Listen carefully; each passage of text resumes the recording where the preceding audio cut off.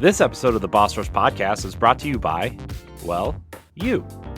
If you want to learn how to support the Boss Rush family of podcasts, head to bossrush.net or our Patreon at patreon.com/bossrushmedia. Thanks for helping us build something better.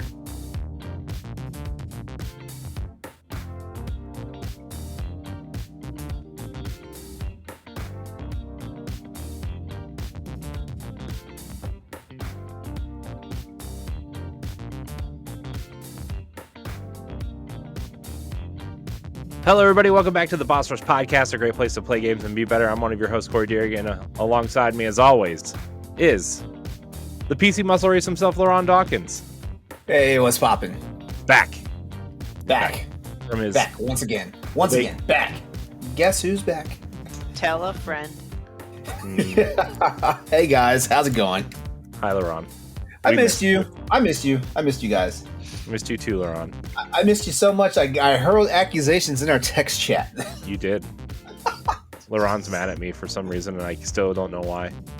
And I'm just confused. Also joining us is the mad pharmacist herself, Stephanie Klimov, getting ready to go on vacation. Yes, I am bringing my Spawn with me to Super Nintendo World. Oh, you say like Your Spawn. I think we call them Koopas. There. Let me tell you something. The experience of packing for a trip with a child is like no other. He's like, I'm going to bring these 3 stuffed animals and my Minecraft book that's 10 pounds. I'm like, no, this is not how you pack. Speaking of Koopas, I finally saw the Super Mario movie, but we can get past the intros and all first. I still got to introduce PK Power. Pat Klein is here. Yeah, I'm part of this. He's here. I'm here. I wasn't trying to discount you. That's why I said we'll get through the intros. That's why I said I may be like, Milwaukee may be covered right now in a very thick smog, but I am behind that smog. So is Ohio, man. I could hardly breathe and my eyes burn real bad right now. It's awful. It's yesterday it got up to almost 300 on the scale, which is considered hazardous. Yeah, I don't know what it is here. My wife sent me a picture and it's purple. Very unhealthy is what it says. Jeez. 272 is what it was today, midday. So yep. My eyes were burning. When I woke up, like I thought I was crying and I didn't know why. And then I went outside and it was like on fire. It was awful. Yeah.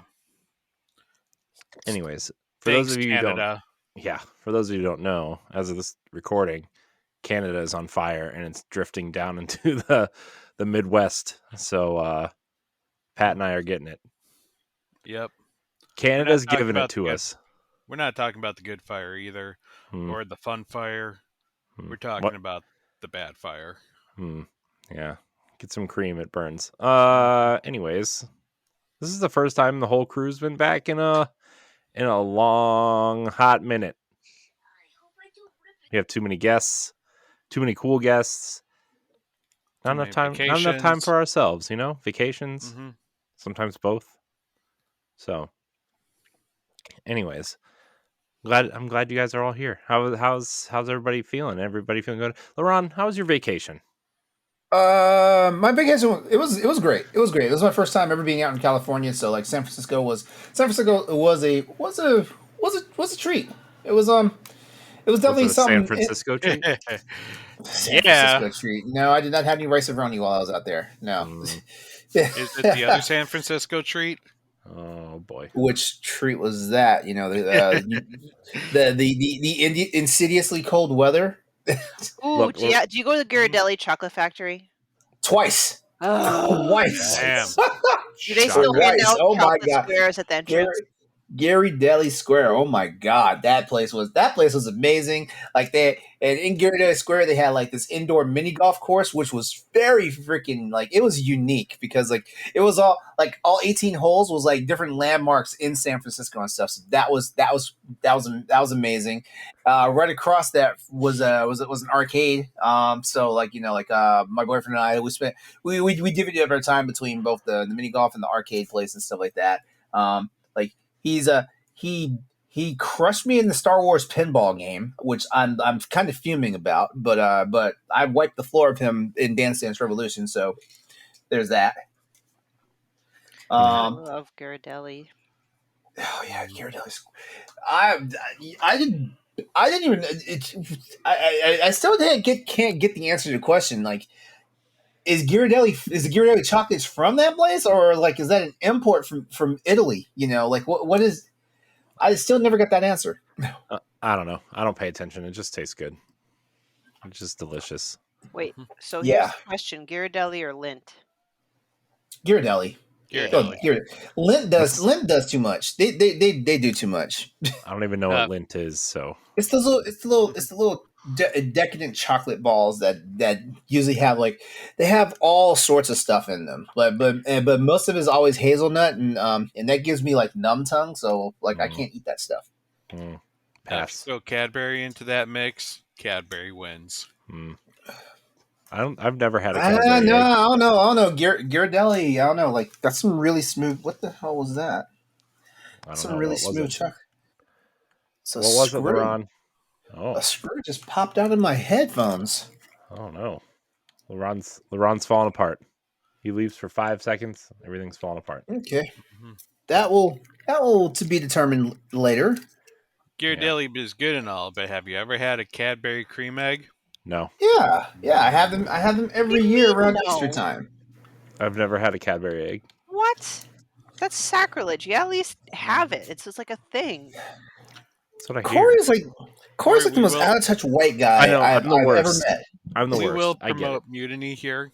Well, listen, it's one thing, if you had a Cadbury egg and you didn't like it, that's fine. Not everyone has to like the same thing. But, Cadbury egg is just so American. You had to have at least tried it. Hold on. Let's test something here. Wait, hold on. Corey's Jewish, though, so... No, I'm not. Oh. Ha-ha! My wife, you have no I'm not. excuse. I'm gonna ask you a series of questions real quickly here. I need to see how out of touch with your whiteness are you. French fries and mayonnaise. Yep. What? Together? Delicious. He's already winning. French fries and your Frosty. Yeah. I don't eat Frosties. They're too thick. Frosties are too thick? Yeah. They're not melty enough to be a milkshake, and they're not thick enough to be ice cream, and it really bothers me. Okay. You know what? I can get down with that. I can. So, I hate Frosties on that premise alone. Okay. All right. I had a third question for you, but I'm going to leave it alone because if I ask that question, then people are going to be like, "Wow, LeRon is actually racist." So ask for After Dark. Can we do a round of how white are you? And we'll ask everyone this, even if you're not white. Yes. Yeah, because apparently I'm the most whitewashed black person people would ever meet. Who cares? Red bell pepper's hot. Kind of.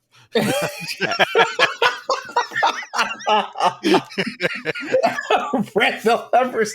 Actually, I was going to ask. I was going to ask you okay. You go to Chick-fil-A every now and then, right? Yeah. Have you had their sweet sriracha sauce? No. Nah, I go with the Chick-fil-A sauce. Yeah, okay. Chick-fil-A sauce. If you never had it, then it ruins the question. Because I was going to ask you. I was going to ask you, is that too spicy for you? Probably. No. Here's what you do, LeRon. Here's what you do at Chick-fil-A. You take the Chick-fil-A sauce, and you take the mayonnaise, and you swirl them together on the bun, and then you fold the bun in half and make it I've done that. That is amazing. Full coverage, and then you do it on the bottom, and then it just oozes out the side. Okay, I don't usually do it on the bottom, but I do it on both. You do it on both sides. You got to take the pickle off too. No pickles. No, I don't like my sandwich being a hot mess, but I will mix mayonnaise with the Chick-fil-A sauce and do that. Oh, it's so good, man.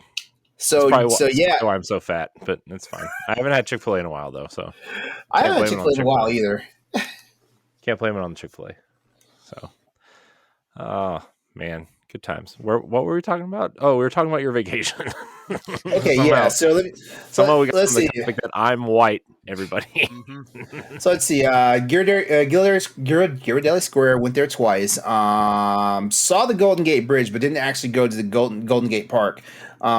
I I got pictures though. Like I got clear pictures of it. That was the other thing too. Apparently, like that week that I was there was like one of the best weeks because there was no fog, there was no overcast. Like it was completely clear. You could see basically everything and stuff like that.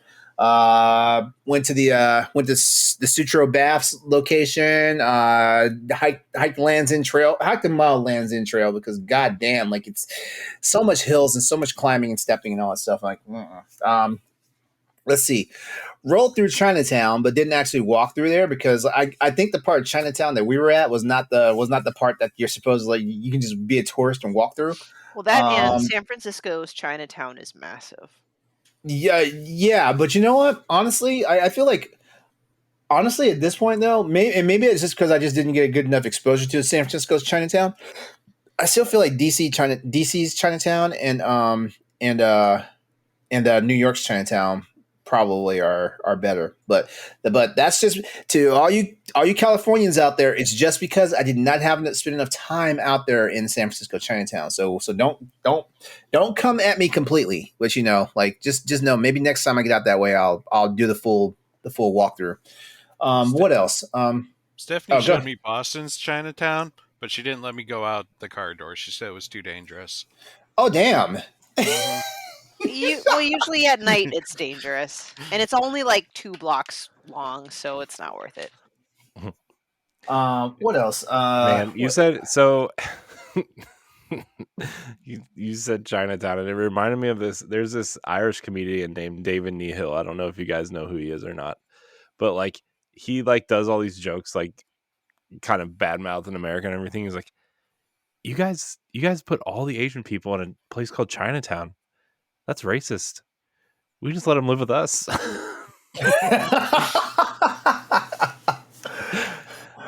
It's funny. It's much funnier when he says it, but it's funny. No, I got the gist of it. Oh man, good times. Saw Castro. Went to the Castro area. Went down Lombard Street, but did not go down the little squiggly like avenue. Didn't do that, but saw it and like man, like there's no way you could have got me to drive that. Let's see, Lombard. Dolores Park. That was pretty cool. What else? I'm trying to think. There's one other thing, but I'm missing it. It was fun though. Good times though. Good times. Like nice hotels. Our car got broken into. Our rental. I saw that tweet. Yeah, mm-hmm. Yeah. I got pictures. I meant to send to you. As a matter of fact, I haven't shared any pictures yet from whatchamacallit from my time. I took a ton of pictures. Well, I sent y'all the pictures of that place of the Palace of Fine Arts. The Palace of Fine Arts. That shit looked like some shit out of Uncharted. Yeah, I wasn't joking when I said that looks exactly like, you know, in Uncharted 4 when you're like climbing through that first area when you're in the prison and you kind of go back prison. through. Yeah, that's what it reminded me of. That's exactly what it reminded me of. Yeah, it was cool. Oh man, good stuff. Good yeah, stuff. While we were out there, we finished watching the first season of Andor. Good season, but I did not like when the season ended. I did not. Yeah, but I mean, there's going to be another season, so. Yeah, there's going to be another season. Yeah, that's true. But I mean, I'm just saying, like, y'all did this. I mean, it was great build up. It got intense. Mm-hmm. The show did great. Like it was an entertaining show and things like that. It was just the way they ended. As far as cliffhangers go, that was a bad cliffhanger. Like it didn't really set anything up. It set up the birth of the rebellion. The rebellion was already birthed. But they were like secretive, and now like the public is like, the Empire, like the whole thing was about the Empire tightening its grip and, causing the public to actually rebel. Like before it was all secret, like little guerrilla groups that was doing it. Well, yeah, I get that. Yeah. But I'm just saying like, I don't know. Yeah. Plus, I'm also one of those people where, in all honesty, like cliffhangers kind of drive me nuts because, like, and I'm not saying this would happen with a Disney Plus show, but there's always the chance that you end your season on a cliffhanger, and your show does not come back for a new season. Very true. Cliffhanger. So, like, if you're going to leave us with a cliffhanger, leave us with the most ambiguous cliffhanger you can. Don't leave us with something that directly means we have to come back and watch episode 1. For the new season. Because it's just maddening. Like years and years of watching TV and stuff. Like I've become jaded about that stuff. Like when I see that to be continued on a cliffhanger, and I'm like, man, like your show's not even guaranteed to be back in 26 weeks. Because like a lot of shows now, 10 episodes and it's gone for a whole year. Nah, but Andor was good. Like I give it a 4 out of 5. It was good enough. It was good enough that I had to come home and watch Rogue One. Yeah, nice. Man, Rogue One. It's just. I still think Rogue One is the best Star Wars movie. Yeah, it's pretty good. It's up there. Pretty good. Yeah, and this is saying it from someone who absolutely loves Empire Strikes Back. It's so funny because like the first time I saw Rogue One, I was like, why do people like this movie? And then I watched it a second time, like I don't know, like 6 months later, I was like, oh man, I'm an idiot. This movie's awesome. Well, that's just me though. Enough about me. How are you guys doing? Wait, so Stephanie, you're going to California, right? Yes, I am. I'm flying out to LA. Okay. To Universal. Okay. All right. Cool. Got an Airbnb. I'm just going with my son. It's like a guest house, so I won't be in the same house as the family. Not that it's a big deal. They have a pool, a jacuzzi. I'm renting a car. We'll be 15 minutes away from the park. We'll spend one day at Super Nintendo World. I got the early access, so we're gonna literally be there at 7 a.m., which sounds kind of crazy, but coming from the East Coast, 7 a.m. is not gonna hurt. Second of all, I'm pretty sure the lines are still gonna be long at 7 a.m. Yeah, but it's cool because you're doing the thing. I'm doing the thing. And then I got a 2-day pass. So the next day, I don't know, maybe Harry Potter World or Jurassic or whatever. I don't care about the second day. We'll just go do whatever. My cousin also lives in LA, the one I'm really close to, and he has a daughter around my son's age. So we're going to have a pre-4th of July cookout, just hang out. So it's going to be family and Super Nintendo Land. So this is my first big vacation, so to speak, in a long time, and my first one with my child. So, well, that's exciting. You go have fun. Yeah. Buy all the toys. I don't know. You gotta no room. You gotta send pictures of like the food and stuff from Nintendo Land World. Oh, I'm gonna be all over that shit. Super Nintendo Land, yeah. I'll be all over that shit. Yeah. Yes. Nice. Very excited for you. I'm too big for Super Nintendo Land, so I get stuck in a pipe. No, seriously. There's like height requirements and like width requirements on the rides, and I'm too big, so I can't ever go. Aw. I gotta live vicariously through your photos that you send to us. Sure. And quick side note, prior to this recording, I was kind of just struggling with my son because he kept coming into the room like every few minutes. So just to summarize why I was kind of doubting my life was I was trying to be the good mom and kind of cut down on electronic time because I gave him my Switch. So I said, no Nintendo Switch tonight. You can do anything non-electronics for a half hour. And then he decided to build something with a cardboard box, scissors, and duct tape. And all I could hear was like things crashing and ripping and him not knowing how to cut duct tape. And by the time he showed it to me, it honestly looked like he cut it up and taped it back up to look the same. And so that's what I was thinking to myself. I'm like, was it worth it, Steph? You should have just let him play the Switch. So that's fun.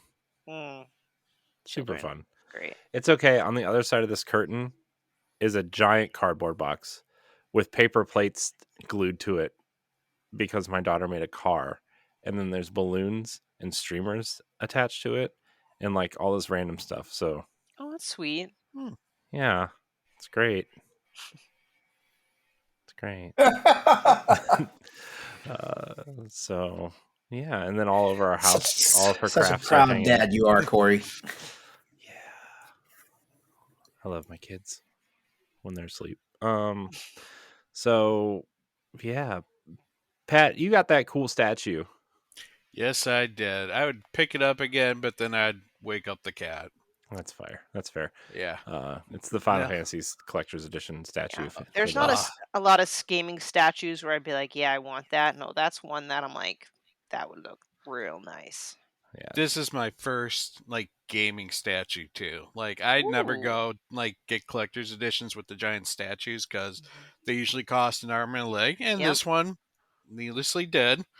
But like the phoenix is like my favorite mystical like creature, Mhm. and when I saw it first initially announced, it's like I have to have this, and I love it. It is so colorful. It is so detailed, and I'm debating on taking it to work and just kind of putting it on my desk.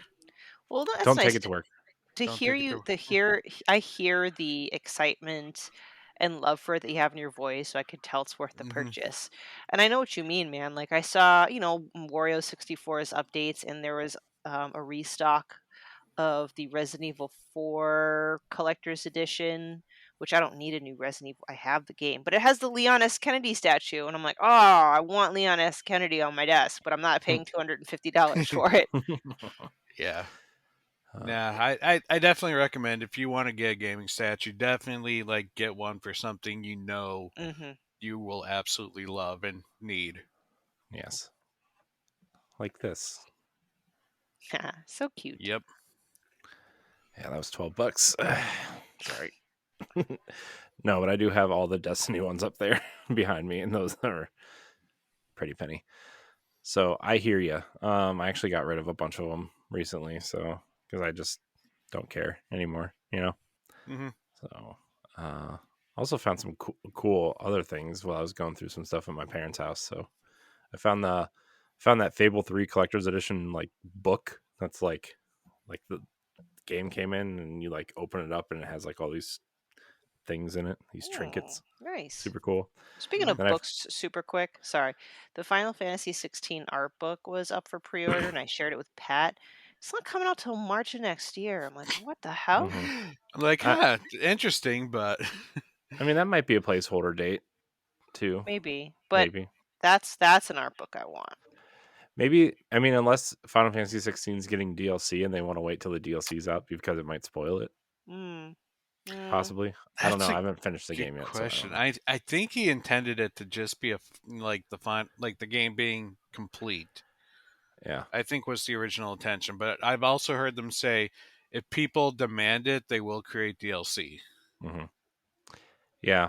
Well, I think they just don't want to fall in that trap that Final Fantasy 15 fell into, where they promised all this DLC and then they canceled half of it because nobody bought it. Mm.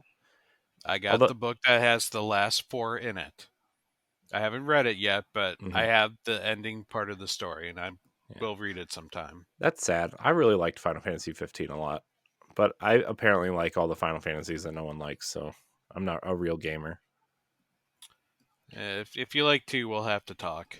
2? I've never played Yeah. 2, so like 2. Japan 2, not Japan 2. yeah. No, I've never played 2. Yeah, that's the one that I kind of stepped my foot down. It's like, no, this wasn't that good. Yeah. I know people like 9. I love 9, but I like 10. Mhm. I like 12. I like 13, and I like 15, Mhm. and nobody likes those. So apparently, I think the only one is 13, but with all the hate that 16 has gotten, I cannot wait for people to start saying 13 is clearly the pinnacle of the Final Fantasy series before it started to fall. Because that's how it works, you got to give it like 3 to 4 like iterations before they become a classic. Yeah. Man, 13's awesome though. 13.2 is way better, but oh yeah. So, anyways, 13 had promise. Enough about that. We should talk about Final Fantasy 16. Mm-hmm. Let's talk about what we're playing. Final Fantasy 16. Yes. So so I was like really excited for this game. I was like, yes, Final Fantasy 16 looks so awesome. Like story trailers. I tried to stay away from a lot of it because I wanted to go in like, whatever. And reviews started coming out, and they're like, oh man, there's like no RPG in it. It's just a 60-hour Devil May Cry game. I'm like, really? I don't want to play that. I don't want to play that. And I'm like, I really like DMC, but I don't like any of the other ones. I'm like, I don't want to play that for 60 hours. So I'm like, oh, no, I just, all hope left my body for this game. And then everybody kept saying, oh no, it's good. You should play it. It's like Devil May Cry. It's like Devil May Cry. I don't want to play it. And then Pat's like, just play the demo. I'm like, okay. Mm-hmm. I think Stephanie told me to play the demo too. And so I played the demo.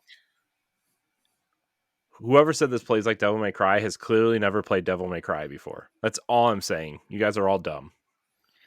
Well, that's why, and sorry to step away for a second, but I do remember you mentioning that and like in our chats.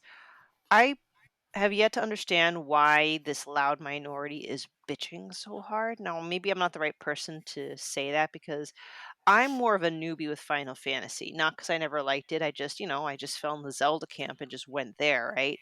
The only Final Fantasy I really dabbled in was like 10-2, and then I got lost and gave up. So, this being my first true Final Fantasy that I will finish, from that perspective, I love it. But it's also because I'm more of an action person than an Mm-hmm. RPG person, which it's still an RPG, but it is a action RPG with Mm-hmm. real-time combat. So I freaking love it. But again, it's just because it's, for example, not the turn-based one doesn't automatically make it a bad game. It's just not that type of RPG that you like. So I don't Mm-hmm. know. I kind of struggle with. I just feel bad. It's a great quality game. I had no bugs. It's beautiful. Boss Don't battle. feel bad.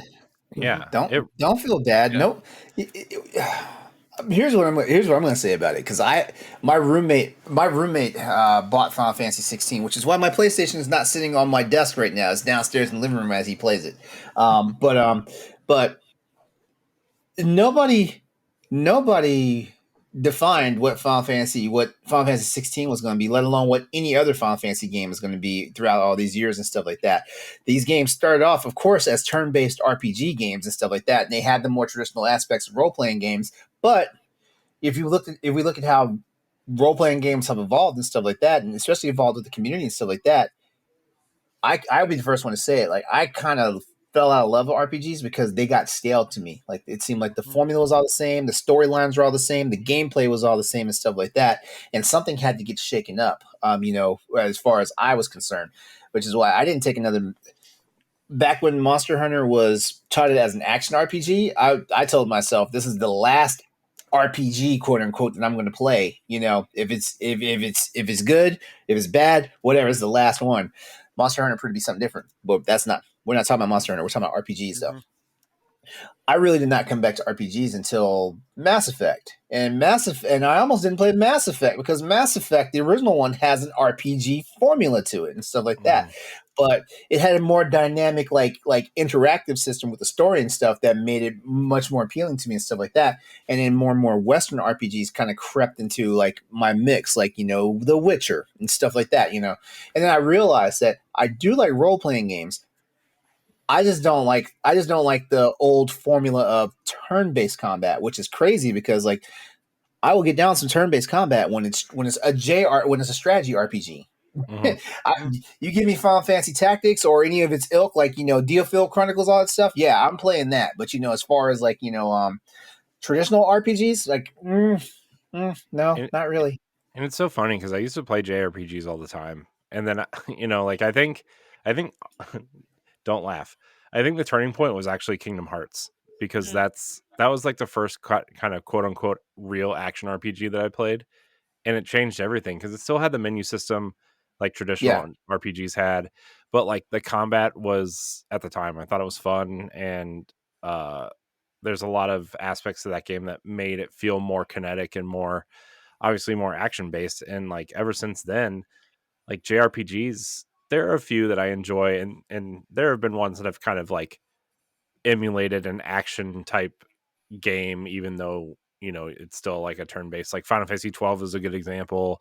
Xenoblade Chronicles, I think, is another example of like at least you can move around the world while you're like while your attacks kind of charge up or whatever. Hey, no And laughter so there. I mean, Kingdom Hearts. That was my same experience. yeah, so I enjoyed Kingdom Hearts because of the fact that like it was. If you remember when Chrono Trigger came out, it was the ATB system, which is the active time battle system. mhm, Kingdom Hearts basically was the full evolution of that mhm, actual like mode of gameplay, and I enjoyed it because like like it was fast, it was frenetic. It didn't really kill the pacing of the game because I mean like seriously back in those days, if you wanted to pause your game, like you just had it hang open in the window during the battle. mhm, But with this, like like it forced you to keep the game moving and stuff like that. So yeah, I appreciated Kingdom Hearts for all the shit talking I say about Kingdom Hearts. I appreciate it for that aspect alone, as far as combat and things of that nature. mhm. um 16 though, like I've been watching my roomlet play 16 because like I'm not sure when I'm gonna play 16. I'm not sure if I'm waiting for it. I might wait for him to beat it and then play it myself on my PS5, or I may just wait for the PC version because like I 6 I months, man. I feel like it's gonna be a year. Well, that the exclusivity time period is only 6 months, according to They the say, FTC ruling filing. oh, of course, okay. Well, we'll get into that a little bit later. We'll get into that a little bit later. Yeah, I know. Yeah, but I mean, 16 looks amazing. Yeah. 16 looks like the game that I wanted to play when I first saw the preview. What was it, like a Mhm. year ago when they actually wait, It was like 2 or 3 years ago. 2 years It ago was because about it was at a PlayStation showcase. That's right. it was 3 years ago, Yeah. Okay. just before Yeah, COVID that hit. looks like the game that I want to play, and it looks like the game that I wanted to play back when I first saw it, and it still looks like that game, It which is is that game. Mhm. yeah, it is. Yeah, it is that game. Like you said earlier, like sucks for Xbox that they couldn't get this, but Mhm. in all honesty though, like it's a market game. Like I think I've said that time and Mhm. time again. Like when I'm on Nintendo Power Block every so often, it's like like it's market. Like Mhm. where they think it's going to sell the most units, or where will they do the most success, and stuff like that. Because like Yeah. ultimately these companies worry about their Metacritic scores and all that stuff, because this is how Mhm. they get their money and their funding to make their next game, stuff like that. Even though Square Enix doesn't really have to worry about that so much, but like for example, like some of these other companies that get ground into dust, like I don't know what's going to happen to Striking Distance Studios after Callisto Protocol. Yeah, I think they're gonna get to make a sequel or a follow up to that. I really do. Oh, I think so. I think But so too. yeah, But they're there's going to be a small leash on them this time though. yeah. So, but Final Fantasy 16, man, those opening 2 hours are it's some of the best game. It's some of the best game I've played maybe ever, and it's like, man. So I've obviously we've all kind of been playing Zelda, right? And so I'm like playing Zelda, and then I download Final Fantasy 16, and I start playing Final Fantasy 16, and then I just get so mad because I want Nintendo to make a Zelda game that looks like this so bad, and it's like, oh my gosh, man, this game looks incredible. It plays incredible. The frame rate, like I've been playing it on performance mode, really, and so it's it it juggles between like 40 and 50 frames a second, which isn't great, but also like fidelity mode is a locked 30, and I like how it feels at the faster frame rate. So I've been playing that, but when you're in combat, it runs at like a fluid 60, which is weird. Like the combat parts are like the strongest parts of the frame rate. Uh but yeah, man, this game is incredible. Pat, you've played a lot more than I have, but Yeah, I would probably be pretty close to halfway through the game right now. yeah. But this game is absolutely incredible.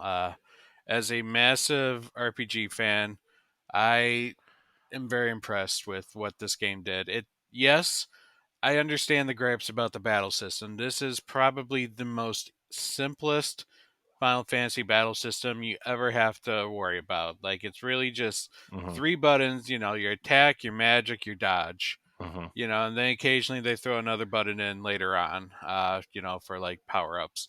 But Yeah. and also the fact that there are no status effects in this game. So your first boss is the Marlboro, and he was always known for his bad breath, which hit you with every status effect in the book. and now it's just damage. Yeah. So I can understand some gripes about that. It definitely makes takes away some of the complexities that you had to worry about, but at the same time, I feel like where the gameplay slightly lacks, and I'm only saying slightly, the game is still very excellent in terms of its combat. The story to this game is just unbelievable. It is the most mature story that Final Fantasy has ever had. It is a very not Japanese It's dark. version of Final Fantasy. You aren't you may occasionally catch a cool little pose of the dragoon who was standing on the tower top, in the Hmm. typical Final Fantasy manner. Yeah, that's a little Japanese-ish, but the rest of the game, you might as well just think you're watching something from Game of Thrones. They speak and act just like a normal Hmm. British person Yeah. Mm-hmm. would. Um, the voice acting absolutely phenomenal. Yes. They Yeah. grabbed amazing people for every single actor so far that I have seen. Not I one of love them. Sid. I love Hmm. Sid. Yeah, and the cool thing, I Corey actually just no, was it Corey? Yeah, no, it wasn't you. Was he? Was it you? It was Someone me. mentioned that Sid, also was in Diablo 4, and I realized when I heard that, I'm like, oh my gosh, she's Lorath from Diablo 4 too. So It wasn't me. it wasn't you. Okay, No. I think it was Chris then. Hmm. Yeah. Oh yeah, And from yeah.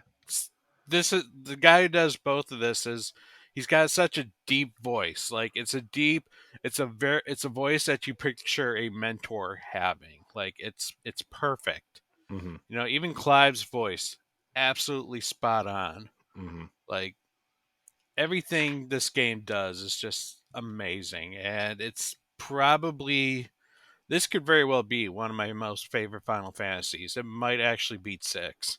We'll see. We'll see how it concludes, Yeah. but This it's game good. is the look of this game, like even the character models, even like you know how sometimes you play a Final Fantasy game and like all the main characters look like they've been properly you know handcrafted, and then you get to town and like all the townspeople kind of just look like variations of each other and not well defined or anything. Like even the side characters and the characters with no names or faces, right, are like completely detailed. And Mhm. it's I really I I really am enjoying the story. And man, that the end of the demo, man, so like gut wrenching, like, oh my gosh.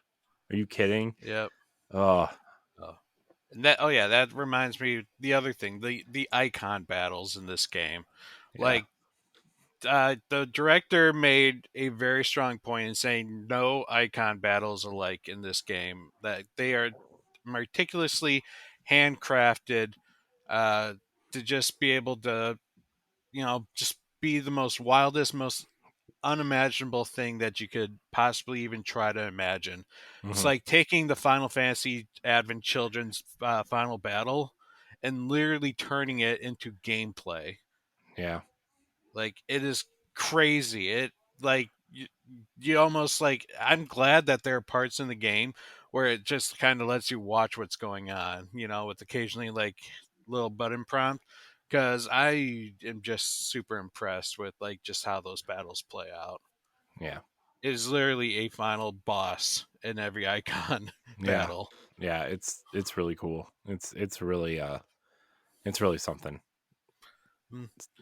Steph, do you like it? The game Yeah. itself, overall, yeah, no, I'm really loving it. I just got to the boss battle with Benedicta and beat her. Yeah. What did you think? Oh, it was a ton of fun. It was really just a blast. Like I'm probably not playing like a pro and chaining combos very well, but I've figured out my own rhythm and it's like just so satisfying. Hmm. And who did I speak to about it or hear from it that someone was complaining that there were like battles every 40 minutes or something? I love that shit. I love big ass epic Yeah. battles frequently, and it's done very well. Yeah. Um, No, I don't think it's too easy or too hard, and that's coming from someone who sucks at video games. So Yeah. being my first like full Final Fantasy, I love it, and I will admit I do appreciate the linearity because me getting lost in the last Final Fantasy game, I just want to be able to enjoy a story. Mm-hmm. And you still got a little bit of stuff where you can pick your abilities and um, select like what rings or badges you want to wear to kind of customize your build, so to speak. And again, just I can't get enough of the characters, the voice acting. I just looked up the voice actor for Sid, and it's actually an actor I recognize because his voice was so familiar. Everything about it, like I kind of forget, when I especially when I play on the Switch a lot, that games can be this gorgeous and cinematic. It's beautiful. I took like a bajillion screenshots. I imagine you did. Yeah, Yeah, so it's it's great. yeah. I mean, look, I love Zelda. I love the way it looks. I think it's a very beautiful game, but it's just so laughably hilarious how different graphics. I just like Oh, when I see Final Fantasy 16, Corey, don't you wish that that could be what the next Zelda game could look like? yes. Oh, I look at Final Fantasy 16. I look at Horizon Forbidden West, and I'm just like, I need a Zelda that looks like that. Like, why can't Nintendo just give us that? Like, you know what I mean? And like, I love Tears of the Kingdom. I love Breath of the Wild. They are amazing video games, and they look amazing. But the look is because the system is so technically limited, and that's kind of what is so. I don't want to say it sucks because it doesn't suck. It's kind of disappointing when you look at what Microsoft and Sony can do on their platforms because they're so much more powerful, and they like. Granted, Nintendo probably has like a fraction of the cost of what these games cost because I mean I don't know if you guys saw the leaked amounts of how much The Last of Us 2 and Horizon cost, but man, Nintendo's probably like a fraction of that, and which is fine for their business model, but like man, could you imagine a $250 million budget Zelda game on a hardware that could actually like do that?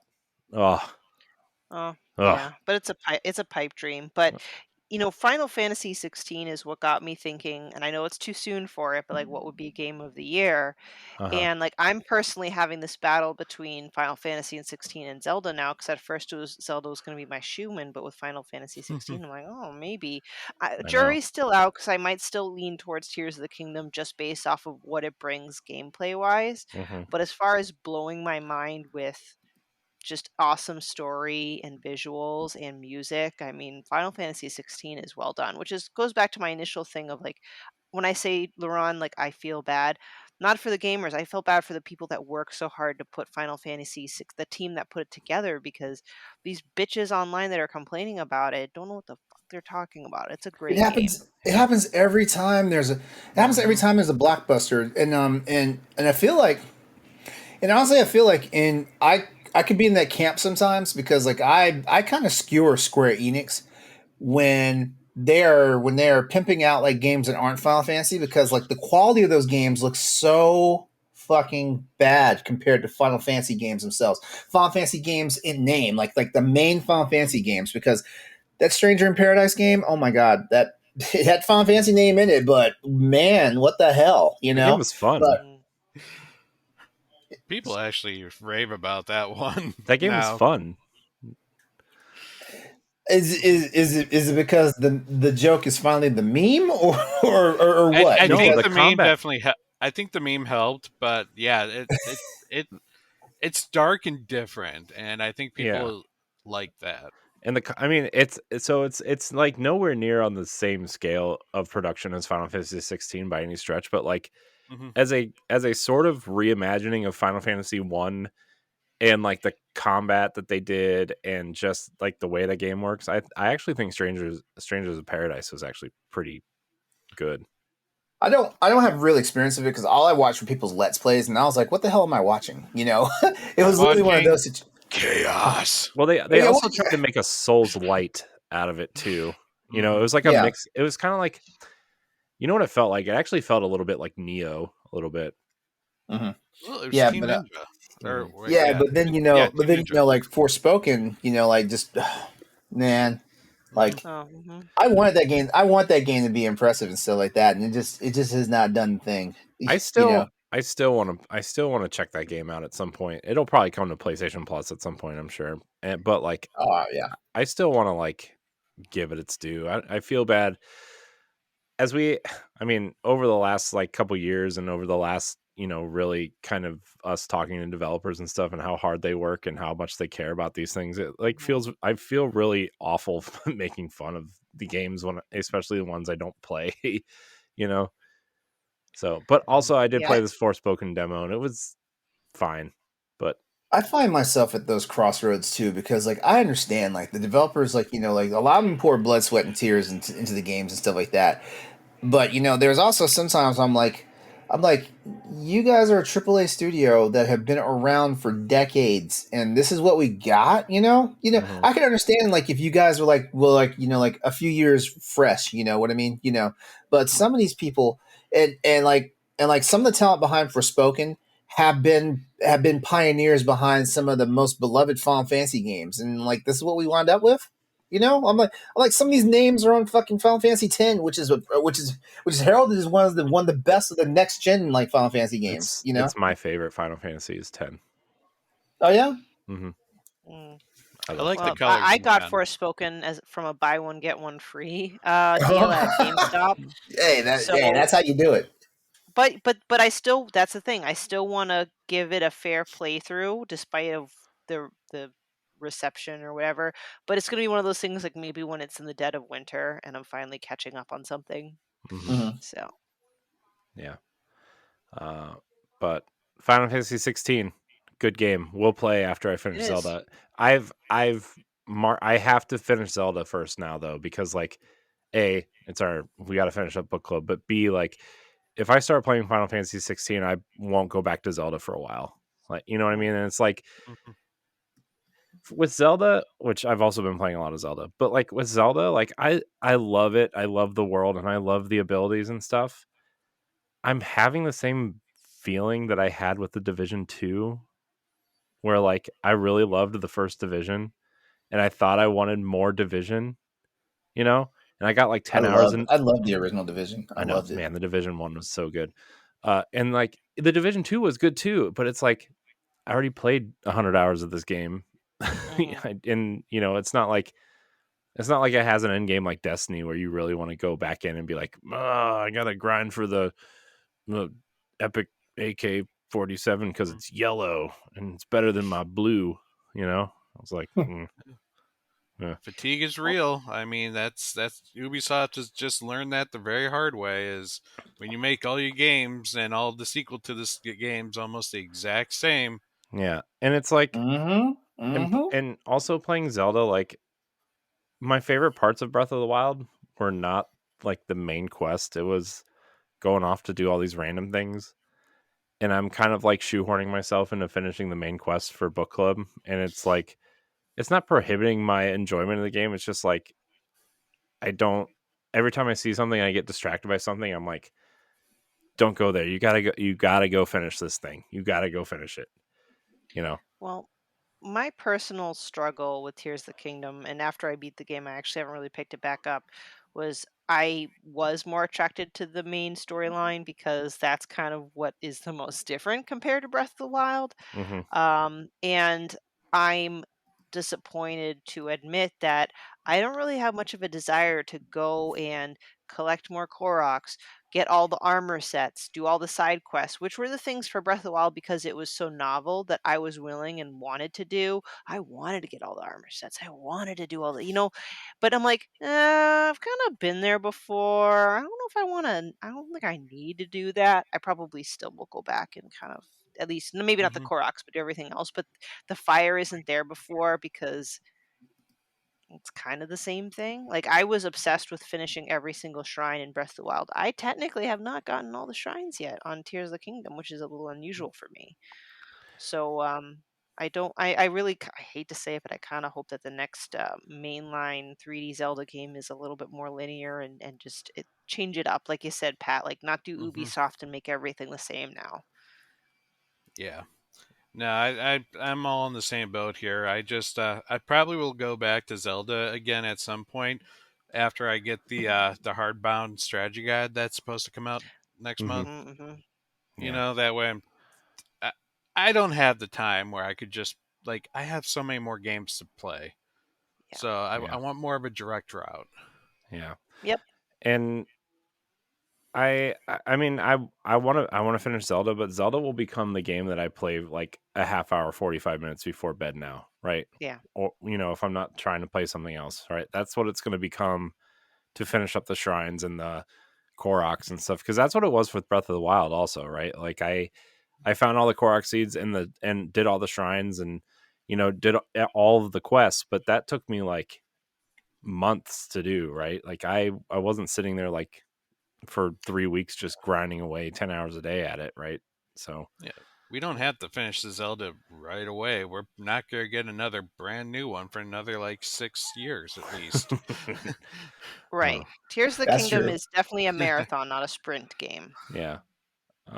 So Well, let me ask you guys some questions real fast about Tears of the Kingdom. Like, because Mhm. I'm hearing a lot, and I'm hearing a lot of people say like it's one of the most complex Legend of Zelda games ever. Is that true? I would agree. Definitely Yeah. want a game that gives you the most freedom out of any Zelda game.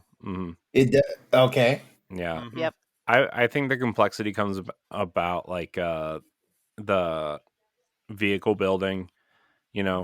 where Mm. in like the abilities they give you, like ascension like breaks the game essentially, Yeah.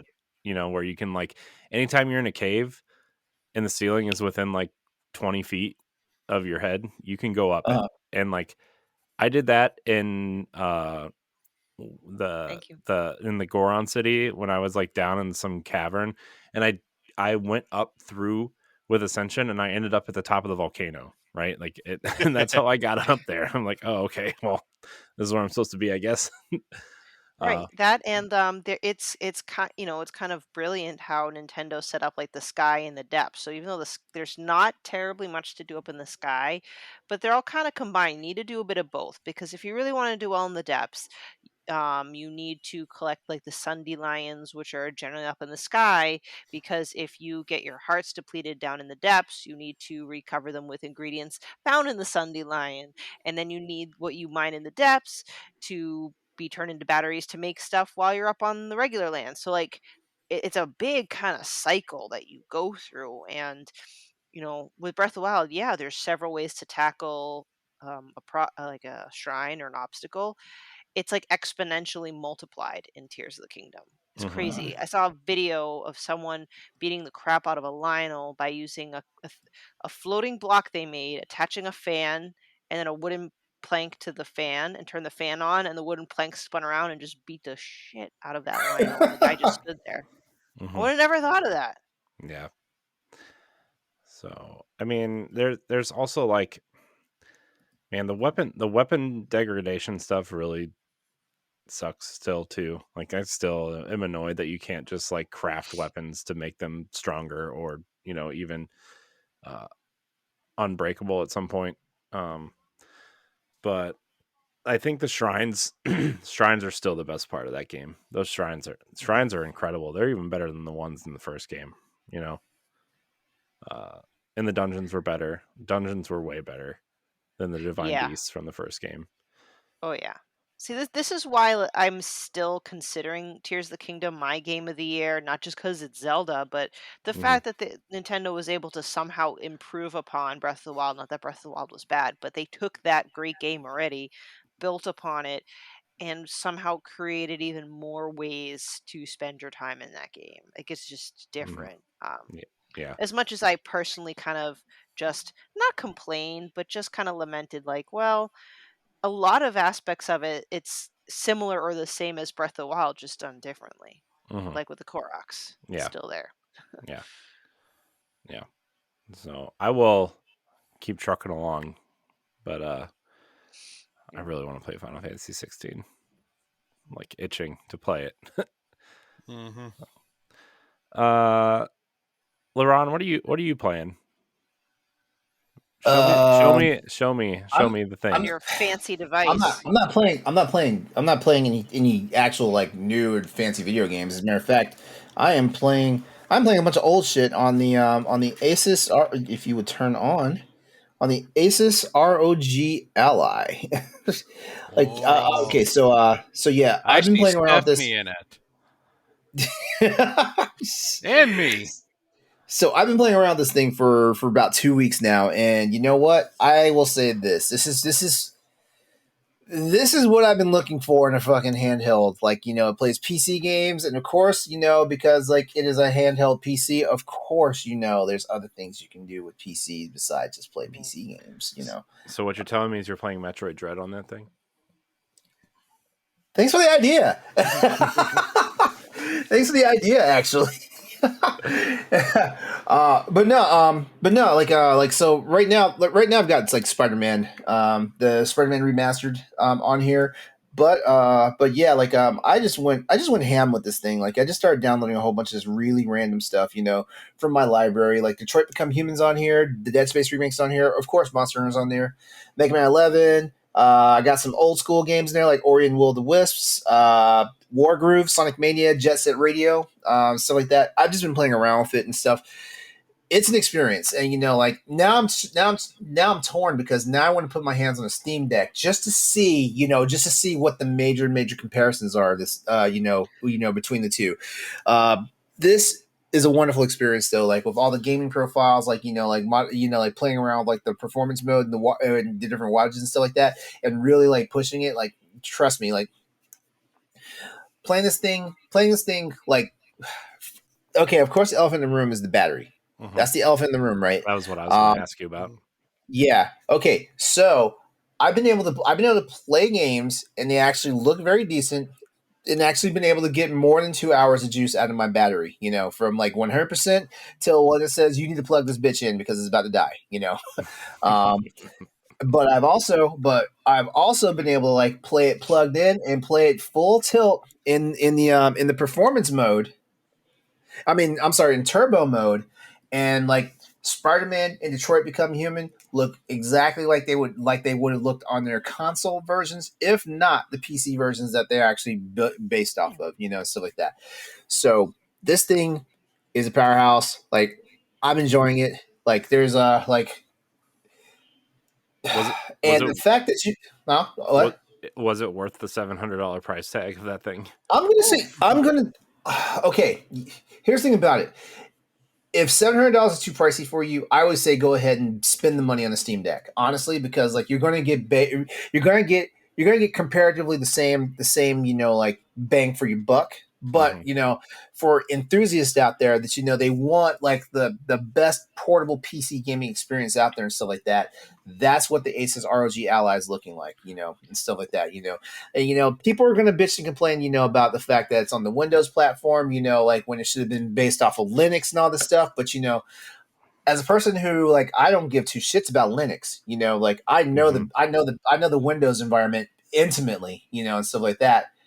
There's no problems on this. And besides, if I run into a problem because I know a whole bunch of stuff about PC because I'm an IT guy, I can actually about Windows and stuff like that. I can actually like diagnose and figure out what the hell's going on. If something happens, if I had a Steam Deck, well, actually Steam Deck uses I can't remember what operating system is built off of. I actually had Steam OS. So like for people who are bitching and saying like like the ROG Ally should have been on a Linux based whatever.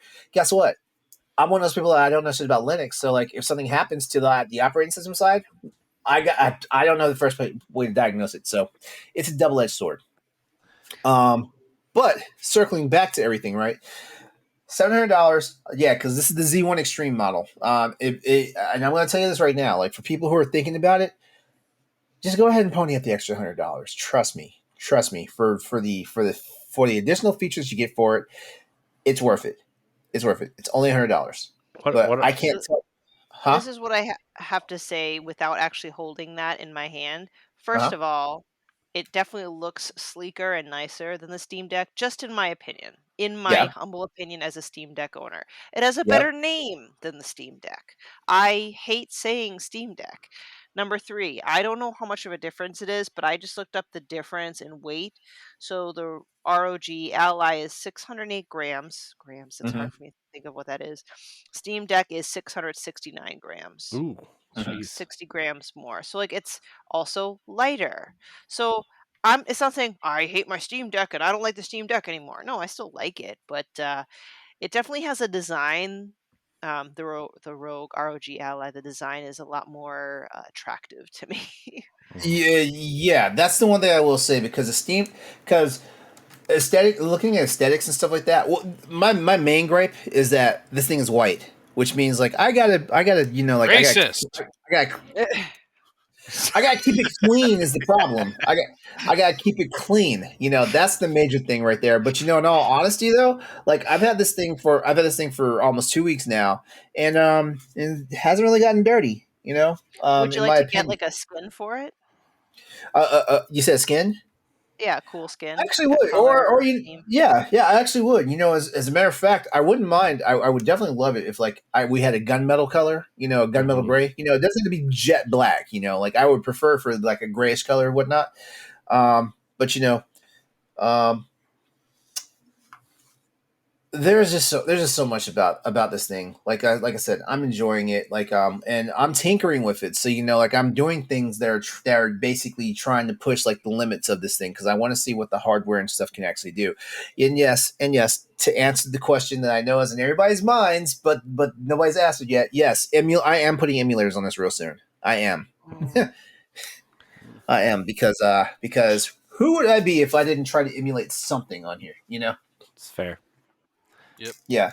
So yeah, I'm using new hardware to play a whole bunch of old games, but I'm enjoying myself doing in the process. That's awesome. It's nice Yeah. to kind of get like um a person to provide feedback on what that device is like. I don't know if Yeah. that makes sense. Yeah. Yeah. Because I've Yeah. been There's so many. struggling. I've been struggling to like. I'm like, do I even need like a handheld, something like the Steam Deck or the Ally? And like, I'm like, well, Steam seems too complicated to like try to run Destiny and Game Pass stuff on. That just sounds like a nightmare for someone like me who doesn't care or know how to do any of that stuff. I could Then, teach you. then Mhm. the Ally, but like I heard like, okay, battery kind of sucks. It's a nice device, but it overheats. A lot of the units are overheating and not reading SD card storage. And so I'm like, well, I guess that's like an early adopter thing.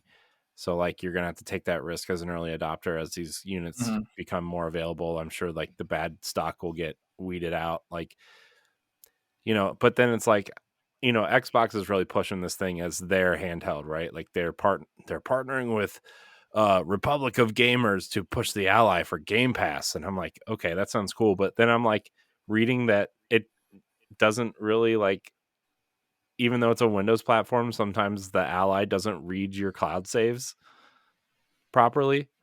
I haven't run into that. Okay, actually, I take that back. I did run into that problem for a minute, and then I figured out what it is. Like like for a lot of stuff, when you initially start a game, like you need to have like just really really really intermittent like internet connection. Like once you get your cloud save and stuff like that, like you can turn the internet off. At that point and stuff Well, like that. I'm not planning on taking it with me anywhere. I just want to like watch Oh, TV while I'm oh. playing it, or like I want to watch. I'm watching a movie with my wife and kids, and maybe I could run a few Destiny strikes. So I'm just gonna throw it up Wait, on you're here. watching a movie with wife and kids, and you gotta run some Destiny. Yeah, What a jerk. I know. Well, Lawful but game. It's fine. yeah, but that's the thing. But you bring up a good point though, because like right now the only thing I have tied in this is my Steam account. I'm actually gonna like run my Game Pass account on there as well as my Epic Game Store because my EGS library is ridiculous, and I've never installed any of these games on my because all I do is log in every week, get the free games, and just move on. And there's 6 different platforms that like there's GLG, of course there's Yeah. Steam, there's Game Pass, Epic Game Store, and there's Battle.net. 2 other ones. Huh? Battle.net. Battle.net, yeah. People are playing Diablo 4 right now, and I'm not playing Diablo 4 on this, but like I might drop StarCraft on here and see what it's like. Ooh. I might do that. Ooh. Cool. Yeah, and there's one other one that I'm forgetting. I think it's one of the ones that like not too many people mess with, but like it's there. Yeah, I don't know. Yeah, You got yeah, me. but yeah, there's six different platforms that like that this thing supports because it's a Windows based system. Like you don't have to hoop jump to like get Xbox Xbox Game Pass to play and stuff like that. And this is not a knock against the Steam Deck because all I know is like the first few months though, everybody was like, "How do you get Game Pass?" and all that stuff. And like there's like these long like drawn out tutorials and stuff like that. Head to bossrush.net. Stephanie will tell you. Stephanie's articles will tell you all about that. Actually, you read that stuff and it's long and everything, but Stephanie got it done, which means like the process is easy. Yeah, if I can understand it, you can do it. Exactly. I'm like the antithesis of IT knowledge to LeRon. That doesn't stop you from sliding my DMs every now and then and asking me questions, though. No, it does not. But yeah, that's much love, Stephanie. But no, I would actually like to, like I said, I would actually like to get my hands on a Steam Deck, just to do some comparisons and stuff like that, and just to know for sure. But I feel like Corey, when they first unveiled the ROG Ally, I remember you and I both were saying, "I think I'm sold." You remember we both said that, even though a couple weeks earlier we had what's his name from Steam from Deck the HQ.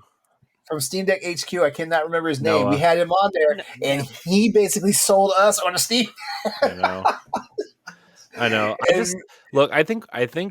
think LeRon, you and I are so desperate for some sort of high-end handheld game that can play the games we already own somewhere or subscribe to or whatever, that like it doesn't matter what the device is, and I still think like the Steam Deck is a great device. Mhm. My thought now is like there's two devices that I want. Do I wait to see what the second iteration of the Steam Deck is going to be now? Or do I just bite the bullet and get Valve the... says there's no plans for a volume 2 of the Steam Deck anytime soon, though. That's because they're still trying to sell units. Nintendo also says they have no plans for a successor to the Switch yet. And today they confirmed that they're in talks with Activision and Ubisoft for the next gen. So Yep. Yeah. But that was the other thing I was going to say, right? This because you guys like, well, Pat, you probably haven't heard me say this because like you haven't been with us on the Bossers podcast, but Corey and Stephanie have heard me say like the biggest problem I have is like I have like this wonderful library of games on my PC that the only way for me to take them with me and play them would be to spend money on a gaming laptop that's the equivalent of my desktop PC to do that. Yeah. Now I'm not saying the ROG Ally, is like that $2,000 laptop that I want, but guess what? $700 is a hell of a lot more attractive than $2,000. Plus, you have to carry it in a giant ass backpack, and stuff like that. Just take it with you and stuff like that. I can go to my mom's house now. I can go to my mom's house now and not have to worry about lugging a laptop with me, even though I will have to lug a laptop with me because I run an IT business, so I have to have a laptop with me to do work. Yeah, but now you don't have to carry two laptops with you. True. Well, no, because a few weeks back, like, Stephanie, you remember? I was doing backflips because I got Monster Hunter Rise to work on this beater of a laptop that I have, and my only complaint was it runs at 60 frames per second because it's a 60 hertz screen. Well, 120 hertz a handheld right here. Of course, Monster Hunter looks fucking amazing, but like it's built on the Switch, so there's that. Yeah. I mean, my main thing with the Steam Deck is that there are games that don't run natively on the Steam Deck because of security and cheat bot issues. Like Destiny is the game that I want to play in handheld mode the most, right? Just because it's like this grindy kind of RPG that I don't have a lot of time to like sit there and like, I mean, I don't have a lot of time, period. And if I can like, multitask at anything, right? It'd be incredibly helpful to do that. I think it's time. I think I'm going to drop Destiny on here. And see what's up. Yeah, you have to let me know. I haven't even started Destiny yet. So like this is not. I know a lot of people. I know a lot of people not in turbo mode or whatever. They're running it at 720p 60 on the Ally and said it runs really good. Okay. Oh, game platforms. Game Pass, EA Origin, Steam, of Origin. course, Yeah. Epic Game Store, Ubisoft Connect, and GOG. Hmm. Okay. Or Uplay, or whatever the fuck they want to call it. It seems like every year they change the name of that of Ubisoft. It's called Uplay now. The thing is called Uplay, and the subscription is called Uplay Plus. So they're unifying the synergy of the brand. You know, Till we get to the Nexus yeah. or whatever. Assassin's Creed Infinity's. Nexus. Yeah. Ooh, Yeah, I can get. the Infinity. Oh, if I pre-order Starfield through my ROG Ally, I get 10% off. Ooh, nice. But you also will get it on Game Pass. Yeah, I know. So why would you pre-order it if you just get it on Game Pass? What if he Well, wants to play actually, like well, 72 actually, hours early? well, actually, I said this. Remember Pat back on the EXP cast when I was on there for the showcase for you guys. I said like I Mhm. would actually drop money for Starfield. Like I would actually pay for an actual legit copy for it. I still haven't changed my opinion on that yet. Oh, I'm excited for Starfield. I think Yeah, that game's going to be amazing. Even though he like came out and said only 10% of the planets have life, just to make it realistic. 10% out of 1,000 is still like 100 planets. Mm-hmm. So Yeah, that game is incredibly. What did he say? It was irresponsibly large. Is that what he said at some I point? think that was the statement. Yeah, man. Man, I gotta figure out how to come up with $700. Maybe I'll get rid of my PlayStation. Um, You'll be after Final sorry. Fantasy, yeah, after Final Fantasy. So I don't know. I really want a handheld device of some sort. Is anybody playing anything else worth noting because what are you playing, Steph? Nocturnal. And I know it's like, what's that? I'm still championing that indie game. So it came out to buy Dear Villagers. I did a 1v1 with Guillaume, the president of publishing. I bought it on my own. It's not like I was given a key for it. But I got the notice that the game dropped. I wasn't able to play Nocturnal at PAX. There was just too much. And, when you have too much, you can only kind of judge a book by its cover and pick what you can play. And I really like it. And no, it's not a game that does something groundbreaking or new. So if you're looking for something that'll blow your socks off, well, no. But it's a solid game. Like the game, because some people like they prefer like story. Some people prefer gameplay. Like people would say Nintendo prioritizes gameplay over story, for example. Nocturnal is excellent gameplay. It's a mix of platforming, it's an action adventure, really light RPG elements. I mean, really light. Um, Puzzler. Uh, Goodness, I'm forgetting. But you play as this man that returned from training or a war to an island, and almost everybody's dead. It's shrouded in this black or dark mist, and you use fire I to remember solve this. I remember puzzles. seeing the trailer for this game. I remember this. Yeah, you light your sword on fire, and you just go. It's a 2D side scroller, and it's a blast. And they actually take the time to make the background interactable. Like when your sword's on fire and you just start swinging around, you can set shit on fire that really is not like consequential, but it's fun. Set banners on fire, rugs on fire, plants on fire. Lots of different type of puzzles, so it's not always the same thing. There's some fights in there. It's some challenging boss battles. Everybody that is alive is calling you a traitor, so you want to know what happens. It's pretty tight gameplay. That's why I wrote a review on it because I'm literally at the end with the end boss. I just keep dying, but I'm essentially there. What I mean by light RPG elements is if you collect enough ash, you can kind of like pick branching skills, quote unquote, like increased health or increased speed when your blade's on fire, or increased time with fire on your blade. So it's not fully fleshed out, but it's there. They got some decent lore as well. So I don't know, for an indie game, it's got great aesthetics, great lore, great gameplay. If you like anything of the genres that I mentioned, 2D side scroller, action adventure, puzzle, platformer with light RPG elements, I cannot recommend Nocturnal enough. Cool. That's my spiel. Sounds fun. Corey, I played one of your favorite games. I know. I see. Are you Uh-huh. enjoying Pikmin 1?